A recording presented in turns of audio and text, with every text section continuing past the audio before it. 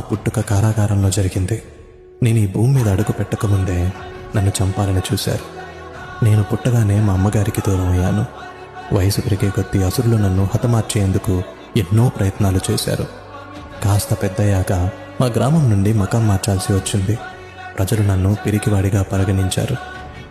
నేను ప్రాణంగా ప్రేమించిన అమ్మాయి నాకు దూరం అయింది. ధర్మం కోసం యుద్ధం చేసి ధర్మాన్ని గెలిపించాను.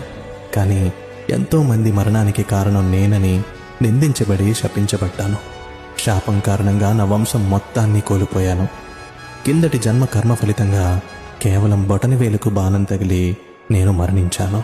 ఇంత జరిగినా నేనెప్పుడు ఫిర్యాదు చేయలేదు. ఎప్పుడూ ఎవరి చెడు కోరుకోలేదు. మరి నువ్వెందుకు నీకొచ్చిన ప్రతి చిన్న కష్టాన్ని భారంగా తీసుకుంటున్నావు? నీకు నీ మీద నమ్మకం లేదా? లేదా నాపైన నమ్మకం లేదా? నువ్వున్న పరిస్థితులు నువ్వేంటి అన్నది చెప్పదు. నువ్వు నడుస్తున్న మార్గం వల్ల నీ విధి నిర్వచించబడదు. నువ్వు తీసుకునే దశల ద్వారా నిర్వచించబడుతుంది. నీకు చెడు జరిగినంత మాత్రాన లేదా నీకు ఎవరైనా చెడు చేసినంత మాత్రాన కృంగిపోవనక్కర్లేదు. కర్మానుసారం జరగాల్సిందే తప్పక జరుగుతుంది.